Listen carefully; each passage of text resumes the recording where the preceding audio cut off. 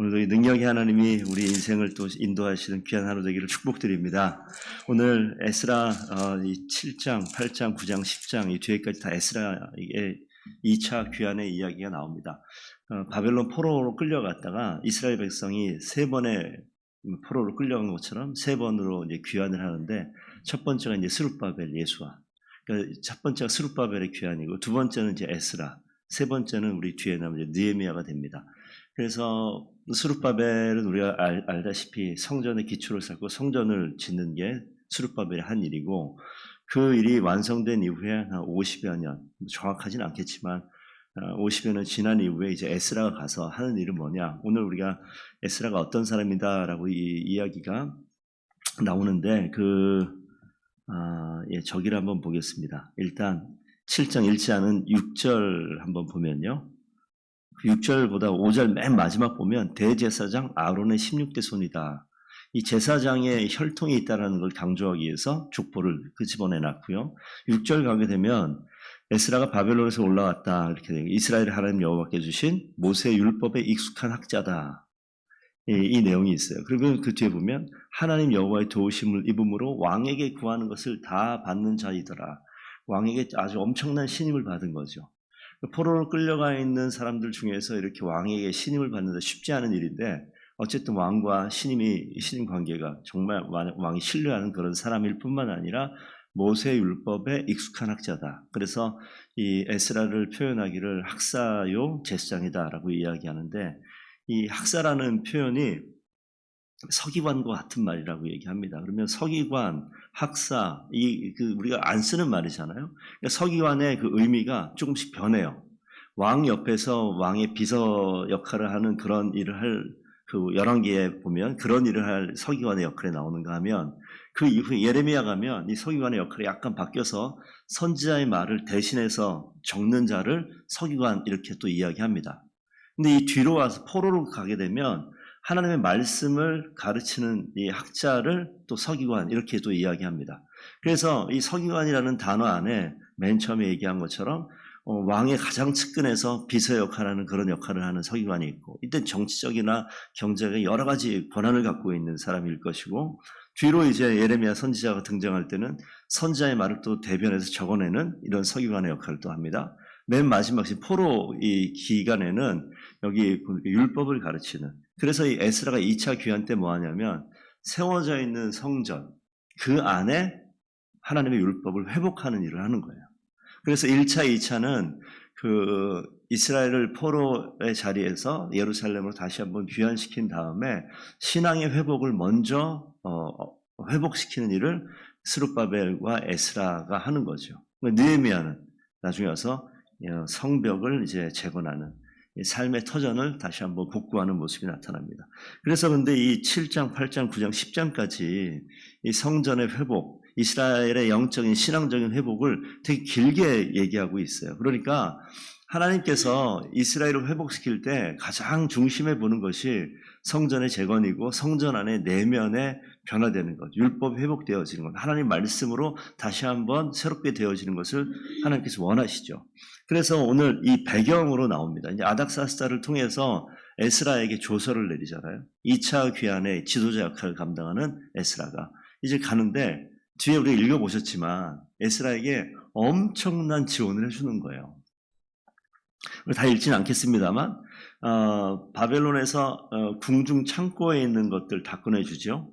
그 다음에 그 유브라데 강 이쪽이라고 그러니까 예루살렘이라고 보면 되는데, 그쪽 지역의 총독들이 가지고 있는 재산, 창고지기에게 명해서 모자란 거 있으면 다 꺼내주라고 이야기하고, 중간에 21절 보시게 되면 거기 나오죠. 그 조서에 하늘에 하는 율법학자 제사자 겸 에스라가 물은 너에게 구하는 것은 신속히 행하라. 속도도 되게 빨라요.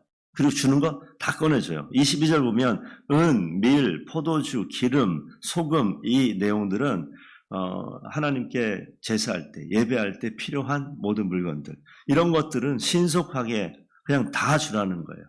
그러면서 23절에 하나님의 전을 위하여 하늘의 하나님이 명령하신 것을 다 삼가 행하라 라고 이야기하면서, 그 전에 다리오 왕과도 똑같이 어째요 왕과 왕자의 나라에 이 진노가 임하게 하랴.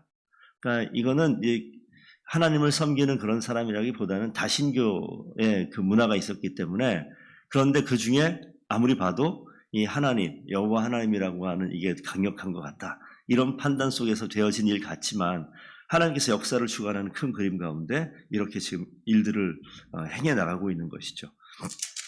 그래서 저희가 그 뒤쪽을 좀 보고 오늘 마무리합니다. 25절 가면 이 에스라의 이 영향력이 어느 정도냐? 너가 법관도 세우고 재판관도 세우고 백성에게 알지 못하면 가르치고, 거의 이건 뭐냐면은 에스라를 총독이라고 부르기도 합니다. 그 지역을 완전히 다스릴 수 있는 통치자예요, 통치자. 법, 경제적인 부분, 정치적인 부분, 사법적인 부분, 이 모든 것들을 지금 에스라에게 모든 권한을 다 주고 있습니다.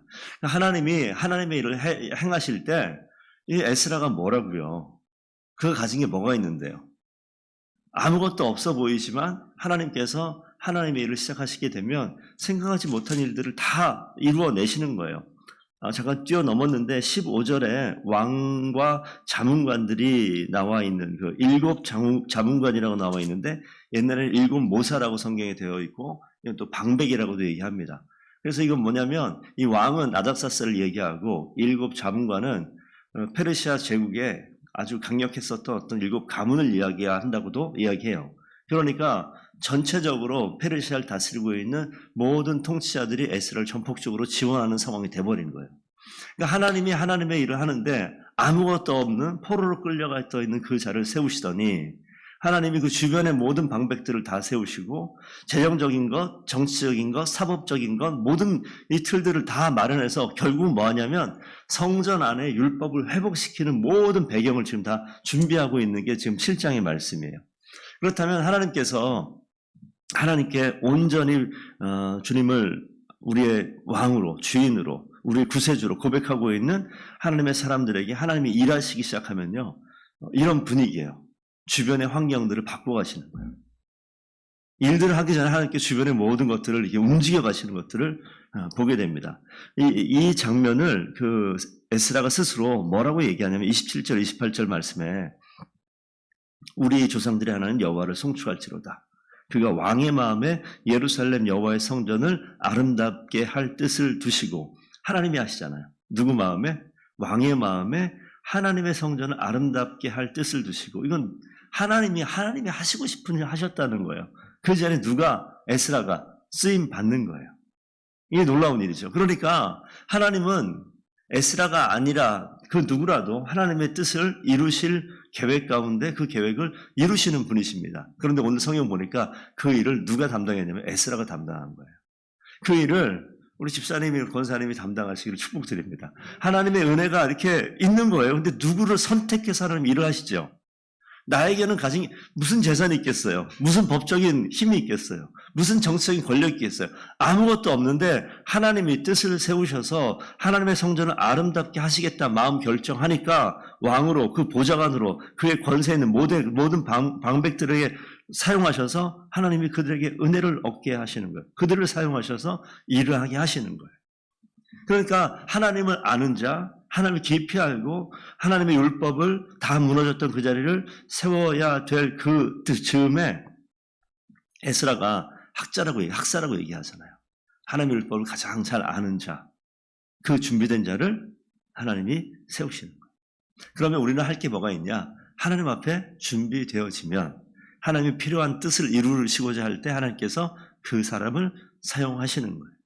그러니까 우리가 할 건 딴 거 없어요. 일을 하는 거 이전에, 어떤 것을 도모하기 이전에 내가 하나님 마음에 합한 자리에 서는 것을 계속해서 준비하고 있으면 하나님이 때가 되었을 때, 하나님의 뜻을 이루실 때 준비된 그 자를 세우셔서 일하신다라는 것이 오늘 말씀의 중심입니다. 오늘 딱 두 분 보이잖아요. 하나님께서 그렇게 사용하시는 그 하나님의 손길에 쓰임받는 귀한 주의 일꾼인 줄로 믿습니다. 그렇게 힘있게 사용되시기를 축복드립니다. 그래서 맨 마지막에 28절 세 번째 줄, 내 하나님 여호와의 손이 내 위에 있으므로 내가 힘을 얻어, 이렇게 나와 있어요.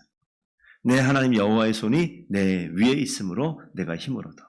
하나님의 손이 내 위에 있을 때 그것이 힘인 줄로 믿습니다. 그래서 하나님 나의 힘이십니다 라고 고백하는 거예요.